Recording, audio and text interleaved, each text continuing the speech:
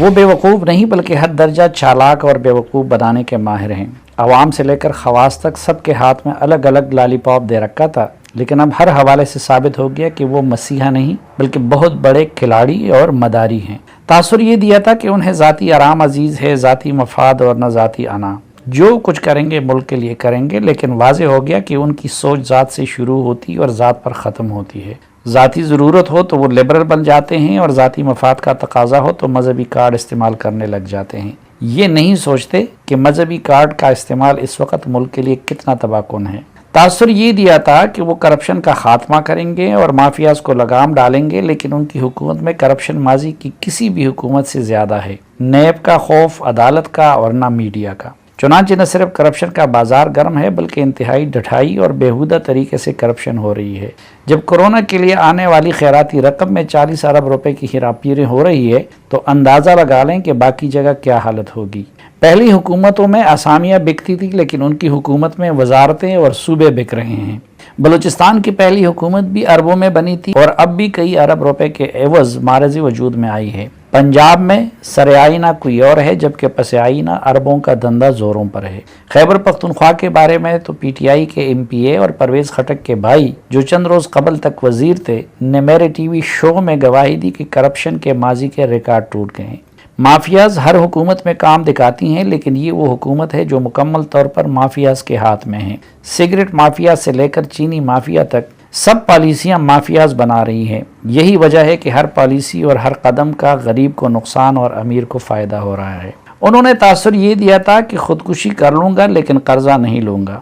دعویٰ تھا کہ امداد کی بھیک نہیں مانگوں گا، لیکن اتنی بھیک مانگی کہ اب سعودی عرب جیسے دوست بھی مزید خیرات یا امداد دینے کی بجائے قرضہ دے رہے ہیں، اور وہ بھی سخت ترین شرائط پر۔ قرضے اتنے لیے کہ ماضی کے تمام ریکارڈ ٹوٹ گئے۔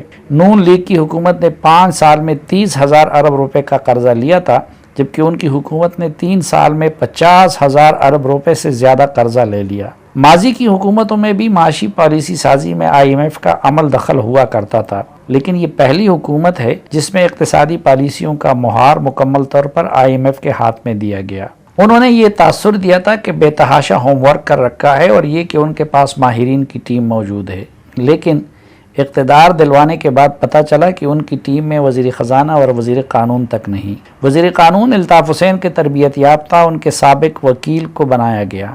پہلے جس شخص کو وزیر خزانہ بنایا گیا وہ معیشت کے نہیں مارکیٹنگ کے ماہر تھے، اور وہ بھی اپنی ذات کی مارکیٹنگ کے۔ چنانچہ انہوں نے تباہی کی بنیادیں رکھ دیں اور اب ان کے ذریعے سی پیک وغیرہ کا بیڑا غرق کیا جا رہا ہے۔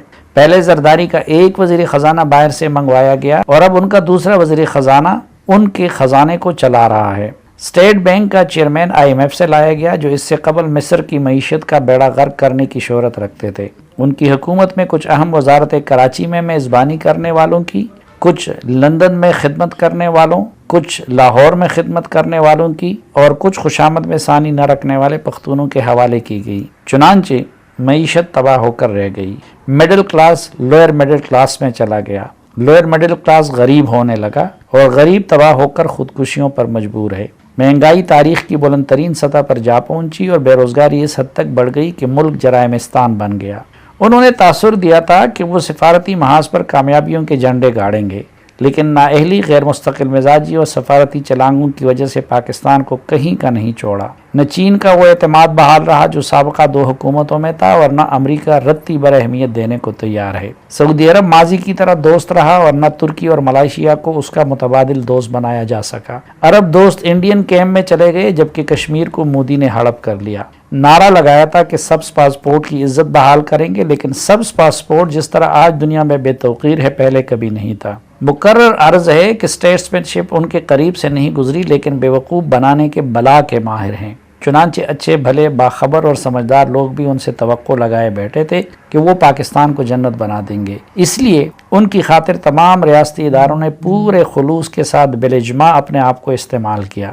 ایک طرف نواز شریف اور زرداری پر غصہ تھا اور دوسری طرف ان کی اندھی محبت تھی۔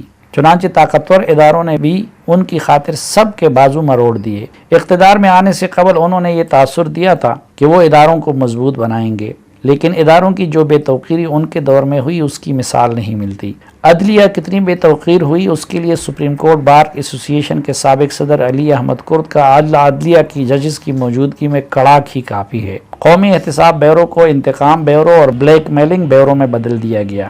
میڈیا کو پہلے تقسیم اور بے توقیر کیا اور اب اس کا گلا دبانے میں لگے ہیں۔ سب سے بڑی زیادتی اپنے سب سے بڑے محسن ادارے کے ساتھ کی۔ پہلے ایک پیج کہہ کر اس کو متنازع بنایا، پھر ڈھال بننے کی بجائے اسے اپنی حکومت کے لیے ڈھال بنایا۔ اپوزیشن، میڈیا اور عدلیہ سب کو حسب استطاعت اس سے لڑانے کی کوشش کی، پھر اس کے خلاف خود میدان میں نکل آئے۔ پہلے آرمی چیف کے ایکسٹینشن کی نوٹیفیکیشن کے ذریعے اس ادارے کو بے توقیر کرنے کی کوشش کی اور اب رہی صحیح کسر DGISI کے نوٹیفیکیشن کے سلسلے میں پوری کر دی۔ میری ایماندارانہ رائے ہے کہ 100 نواز شریف اور 100 زرداری حریف کی صورت میں اس قومی ادارے کی ساکھ اور وقار کو وہ نقصان نہیں پہنچا سکتے تھے جو حلیف بن کر تنہا اس شخص نے پہنچا دی۔ چنانچہ اس وقت سب سے بڑی آزمائش سے دوچار ہے تو وہ ریاستی ادارے دوچار ہیں۔ اس شخص کی خاطر اتنی دشمنیاں مول لی گئی ہیں کہ انہیں آسانی کے ساتھ چھوڑا بھی نہیں جا سکتا، اور اسی تناظر میں انہیں خود بھی یہ زوم ہے کہ ان کا کوئی متبادل نہیں، اس لیے وہ مزید جارحانہ انداز میں کھیلنے لگے ہیں۔ ریاستی اداروں کے لیے تاریخ کا سب سے بڑا بوجھ بھی بن گئے ہیں، لیکن ساتھ ساتھ ان کی مجبوری بھی۔ دوسری طرف اپوزیشن اتنی نکمی، تقسیم اور غیر مستقل مزاج ہے کہ خود کوئی متبادل راستہ نکال کر اداروں کے سامنے پیش کرنے کی بجائے اس انتظار میں بیٹھی ہے کہ کوئی اور اس کی واپسی کا خاکہ تیار کر لے جس میں وہ صرف رنگ بھر لیں گے۔